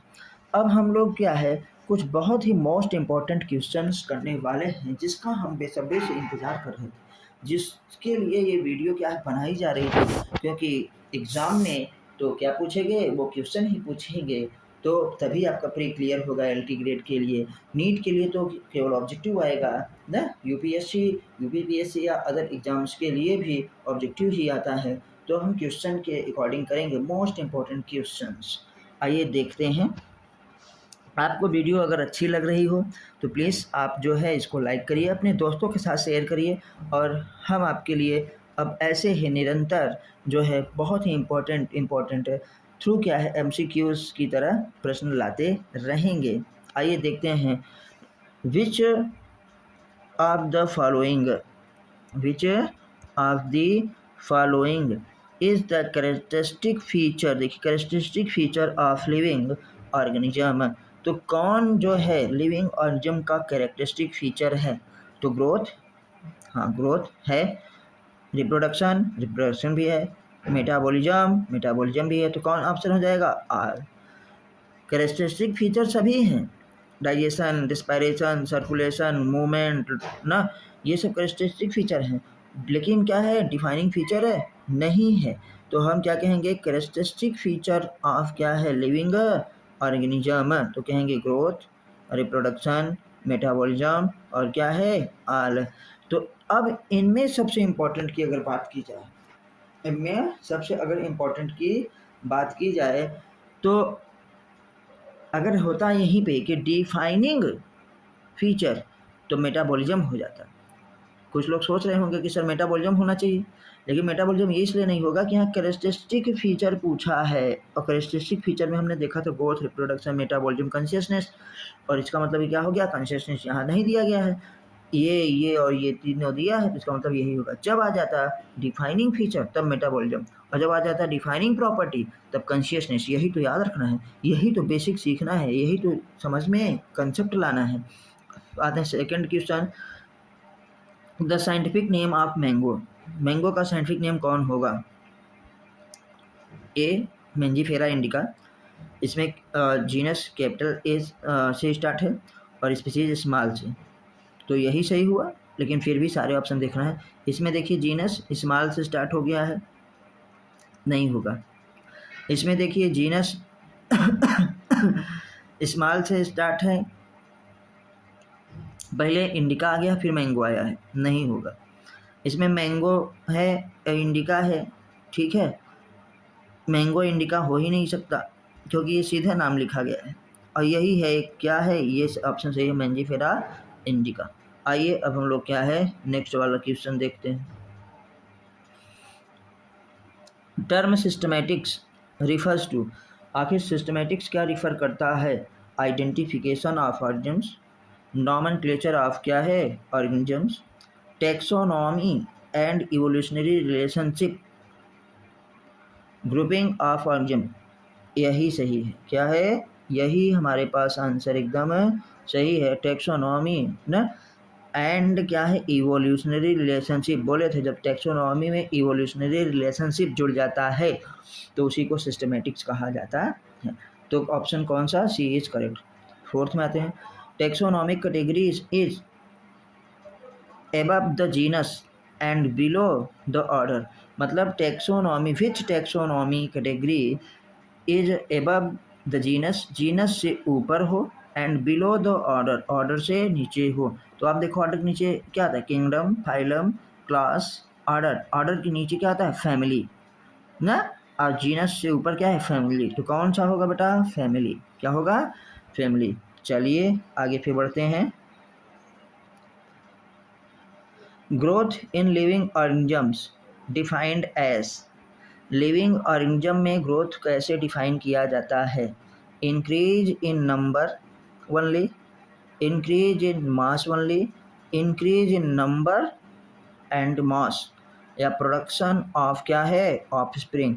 तो कौन सा ऑप्शन हमारे पास सही होगा, ऑप्शन सी हमारे पास सही होगा। दो बार यहाँ सी लिख गया है, कोई बात नहीं, आप समझ जाइएगा। Increase in mass and increase in number दोनों जो है ग्रोथ को डिफाइन करते हैं। चलिए नेक्स्ट में आते हैं। A group of plants, a group of plants and animals with similar traits of any rank is, बहुत ही अच्छा हमारे पास है। अ ग्रुप ऑफ प्लांट्स लिखा है and animals with similar traits of any rank is, बहुत इंपॉर्टेंट है। क्या है बेटा, टैक्सॉन। क्या कहेंगे इसे हम, टैक्सॉन। तो सिमिलर ट्रेड्स एक ही जैसे के हों, चाहे वो प्लांट्स के हों, चाहे वो क्या हों, एनिमल्स के हों, इन प्लांट के, एनिमल्स के। A group of plants and animals with क्या है, similar traits of any rank is called क्या है, टैक्सॉन। किसी भी रैंक में हो टैक्सॉन सबको कहा जा सकता है। चलिए आगे फिर हम लोग बढ़ते हैं। The famous botanical garden, the famous botanical garden, ये हमने पढ़ा नहीं क्योंकि सिलेबस में से हट गया है, क्लास 11 की एनसीईआरटी में नहीं है, लेकिन पुराने क्वेश्चन पूछे गए हैं इसलिए यहाँ पे हमने ऐड कर दिया है। The famous botanical garden Q is located in, अच्छा सबसे बड़ा बोटेनिकल गार्डन है फेमस बोटेनिकल गार्डन जो क्यू में है, क्यू है और कहाँ पे है, इंग्लैंड में है। तो ये कहाँ मिला, इंग्लैंड। इसका ऑप्शन क्या होगा बेटा, इंग्लैंड। इंडिया में, यूएसए में, ऑस्ट्रेलिया में, इंग्लैंड। इंग्लैंड इज द क्या है, करेक्ट आंसर। आते हैं the basic unit of classification, basic unit of classification हमारे पास कौन सी होगी, स्पीसीज। कौन सा भैया, स्पीसीज। ये बहुत सिंपल है। आगे बढ़ते हैं। Binomial nomenclature introduce by, binomial nomenclature किसने दिया था ना, तो किसने दिया, कैरोलस लिनियस। कैरोलस लिनियस ने कहा कि एक जो होता है बायोलॉजिकल नाम के दो कंपोनेंट होंगे, first component genus and another component is called क्या है, स्पीसीज। चलिए नेक्स्ट देखते हैं। नेक्स्ट में हमारे पास है which one of the following is taxonomical add for animals, animals के लिए टेक्सोनॉमिकल एड्स क्या है। कुछ एड्स मतलब कुछ हमारे पास युक्तियां हैं ना, कुछ यंत्र हैं जो कि पहले पढ़ाया जाता था, अब सिलेबस में नहीं है, लेकिन क्वेश्चन अभी पूछे जाते हैं क्योंकि क्वेश्चन प्रीवियस ईयर के क्वेश्चन को ही उठा के रख दिया जाता है। तो देखिए हार्बेरियम तो आप सभी जानते हैं किसके लिए है, प्लांट्स के लिए है। म्यूजियम, देखिए म्यूजियम में प्लांट एनिमल्स दोनों रखे जाते हैं। बोटेनिकल गार्डन में भाई प्लांट ही है, इसमें ड्राई एंड फ्रेश जो है रखे जाएंगे, इसमें लिविंग प्लांट्स रखे जाएंगे, इसमें जो है प्लांट और एनिमल दोनों के क्या है, स्पेसिमेंट्स रखे जाते हैं ना, उनके अवशेष रखे जाते हैं। तो एनिमल्स का पूछा गया है, मतलब यही हमारे पास है। इन दोनों तो केवल प्लांट्स है, एनिमल्स इसी में आता है, तो क्या होगा, museum. Taxonomical add for animals क्या होगा, म्यूजियम। नेक्स्ट में आते हैं। In plants growth occurs, plants में ग्रोथ होती है only for limited period, only in the leaves, continuously, only in क्या है, stem, continuously through out their life. तो यहाँ पे क्या हो जाएगा, कॉन्टीन्यूसली वाला यहाँ पे होगा, सही है। आगे बढ़ते हैं।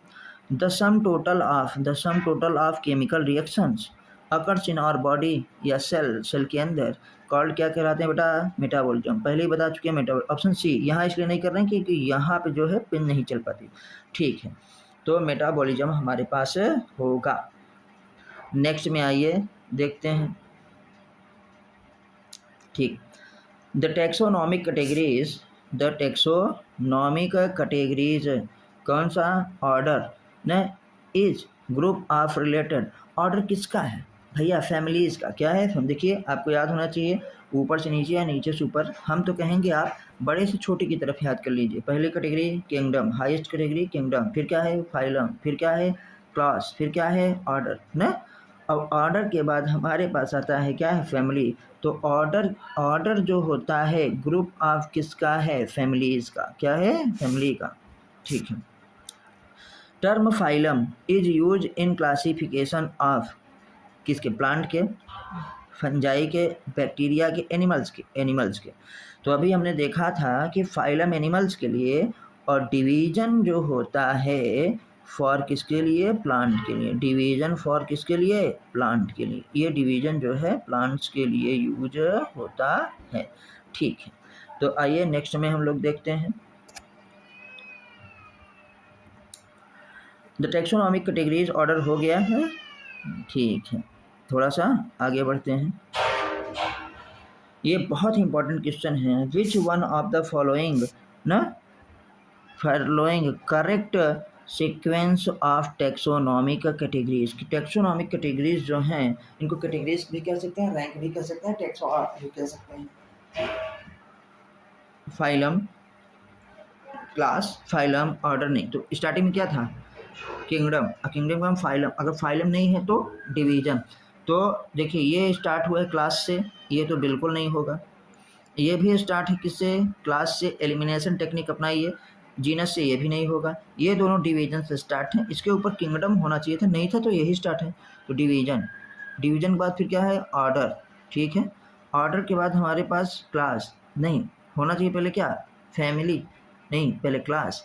तो ये भी गलत हो गया क्योंकि किंगडम, फाइलम, फाइलम के बाद क्या होता है क्लास, तो इसमें क्लास नहीं ऑर्डर आ गया, ये वाला तब बचा, यही सही है। डिवीजन, डिवीजन के बाद क्या है, क्लास, क्लास के बाद ऑर्डर, ऑर्डर के बाद क्या है, family. Option C is the correct answer.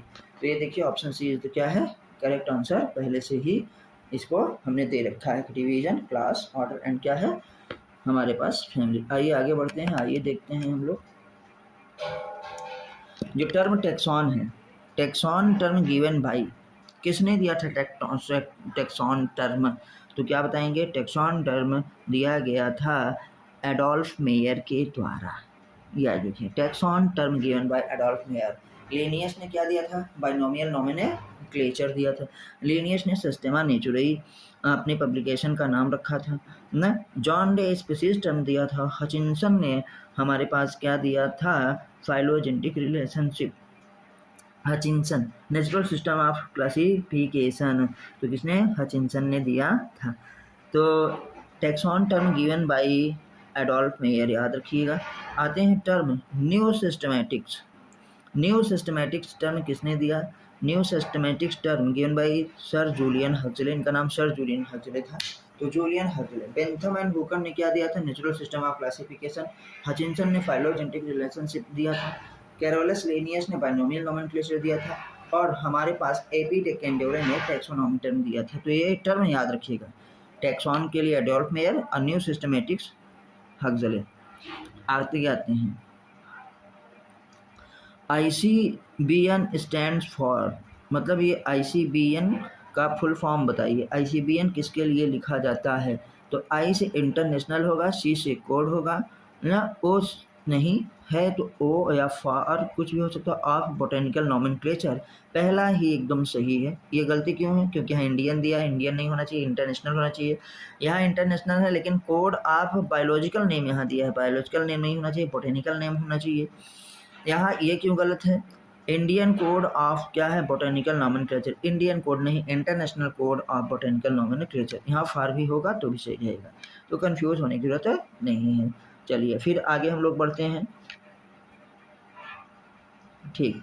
फेली D कहिए या फेली डेई, ओरिजिनल तो होता है फेली डेई, और केनी डेई आर टू एग्जाम्पल्स ऑफ, ये क्या हैं, फेली डेई और किन। हमने अभी पीछे बताया है कि अंत में ए रहे तो वो क्या होता है, वो होता है फैमिली। क्या होता है, फैमिली, ठीक है। तो ये हो गया, फेलिडेई किसकी फैमिली है, कैट की। और कैनिडेई किसकी फैमिली है, डॉग की। और कैट की ही फैमिली में कौन कौन आते हैं, लायन आता है, टाइगर आता है, लियोपार्ड आता है। आगे आते हैं हम लोग, नेक्स्ट क्वेश्चन देखते हैं। Which taxonomical aid provides a safe place for breeding ना, and protecting rare animals. Animals की बात हो रही हो, फिर रेयर एनिमल्स की बात हो रही है, तो कौन सा ऐसा टैक्सोनॉमिकल एक्ट्स है ना जो भैया क्या करता है, उनको प्रोटेक्ट भी करता है और उनकी ब्रीडिंग के लिए सेफ प्लेस भी प्रोवाइड करता है। तो देखिए एनिमल किस में आता है, हर्बेरियम में एनिमल्स नहीं, हर्बेरियम में ड्राई क्या होते हैं, प्लांट स्पेसिमेंस रखे जाते हैं। म्यूजियम में प्लांट क्या है, ये भी अवशेष रखे जाते हैं प्लांट और एनिमल्स के लिए। जब डेड रहेंगे तो कहाँ से, बोटेनिकल गार्डन में प्लांट से यही बचता है। जूलॉजिकल पार्क, जूलॉजिकल पार्क में याद रखिएगा प्रोवाइड क्या, safe place for breeding and क्या है, प्रोटेक्टिंग रेयर एनिमल्स। और उनके बिहेवियर को भी जानने के लिए हम लोग एनिमल्स को जूलॉजिकल पार्क में रखते हैं। चलिए आगे फिर देखते हैं। आगे एक बहुत ही अच्छा मैंने ये मैप बनाया है, चार्ट बनाया है आप लोगों के लिए, क्योंकि ये टर्म जो है बहुत पूछे जाते हैं। हाँ, ये हूबहू एकदम सामने ही सामने है, इसीलिए ऐसे मैंने बना दिया है। क्यों, टर्म किसने दिया था, टर्म एंड साइंटिस्ट, टर्म इधर है साइंटिस्ट इधर है, कौन से दिया था, species term given by John रे, याद रखिएगा स्पीसीज टर्म किसने दिया था, जॉन रे। बायोलॉजिकल स्पीसीज की अगर हम बात करें तब किसने दिया, अर्नेस्ट मेयर ने। स्पीसीज की बात करें तो जॉन रे, और बायोलॉजिकल स्पीसीज की बात करें तो अर्नेस्ट क्या है, मेयर। अभी देखे थे कि taxon term given by Adolf mayor, देखिए ये अर्नेस्ट मेयर हैं, ये एडोल्फ मेयर हैं, अलग अलग हैं, जरूर याद रखिएगा। टैक्सोनॉमी टर्म गिवन बाय क्या है, एपीडे कैंडोले।